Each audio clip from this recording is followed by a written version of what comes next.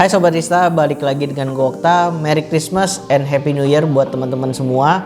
Dan semoga apa yang kalian impikan di tahun ini semoga tercapai. Amin, amin, amin. Dan ini di video kali ini gue ada 4 alasan kenapa kalian gak perlu tunggu subsidi motor listrik atau mobil listrik dari pemerintah. Untuk alasan yang pertama, belum pasti. Kenapa belum pasti? Karena awal-awal berita nih subsidinya di berita bilangnya tuh hanya 5 juta, tetapi seiring berjalannya waktu sekarang subsidinya itu bisa sampai 8 juta. Nah, untuk yang 5 jutanya itu untuk beritanya dia bilang katanya kalau misalnya motor konversi dari bensin ke listrik itu dapat subsidi juga sebesar 5 juta. Dan kalau mobil listrik ini sekarang subsidinya 80 juta. Ada berita terbaru lagi kalau misalnya hanya yang mempunyai pabrik di Indonesia, dan Wahli sendiri, Wahana Lingkungan Indonesia juga menentang kalau misalnya motor listrik itu nggak perlu disubsidi, malahan lebih baik KRL aja karena bangsa Indonesia ini juga banyak yang menggunakan KRL. Jadi dia menentang kalau misalnya motor listrik disubsidi. Nah, menurut gue pro dan kontra juga sih kalau misalnya si mobil listrik ini juga disubsidi karena lumayan besar loh, 80 juta. Sedangkan kalau misalnya mobil listrik disubsidi 80 juta, menurut gue orang yang bisa membeli mobil itu orang yang sudah mapan atau mampu. Menurut gue itu nggak perlu sih disubsidi karena orang mapan dan mampu ngapain disubsidi. Kalau motor listrik sih masih cengli ya menurut gue. Jadi kebijakan ini masih abu-abu menurut gue. Alasan yang kedua, harga dijamin pasti bakal naik.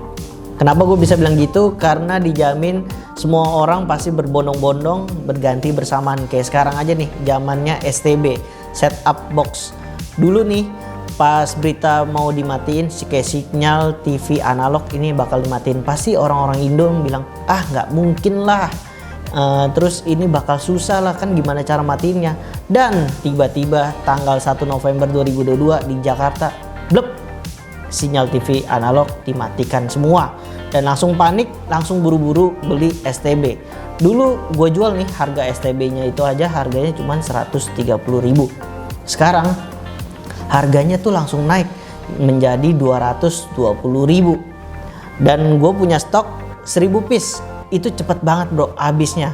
Nah, so balik lagi nih kita ke motor listrik. Kalau andai kata ini benar-benar disubsidi, langsung deh pada rebutan dan akhirnya pabrik panik, SDM nggak cukup dan harga bisa naik. Karena tipikal orang Indonesia termasuk gua sendiri bukan sedia payung sebelum hujan, malahan kalau kepepet makin bagus.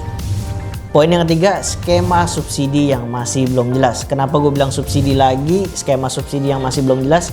Kita coba-coba pikir nih ya sama-sama. Kalau misalnya pemerintah nih mau kasih kita subsidi 8 juta untuk motor listrik.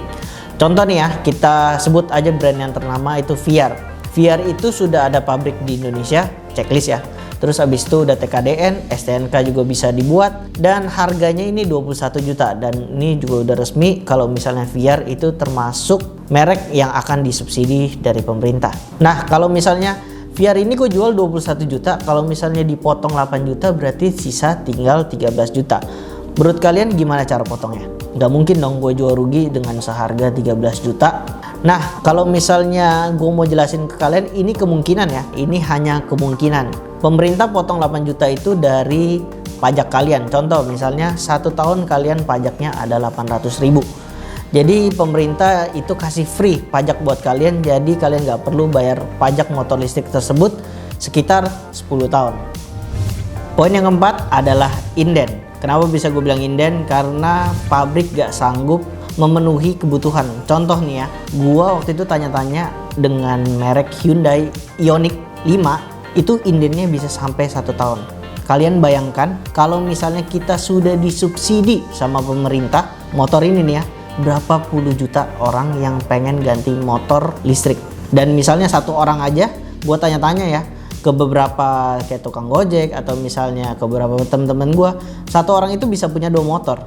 Kalian bisa bayangkan kalau misalnya subsidi ini jalan, dijamin 100% bisa bakal inden 1 tahun minimal ya menurut gue ya.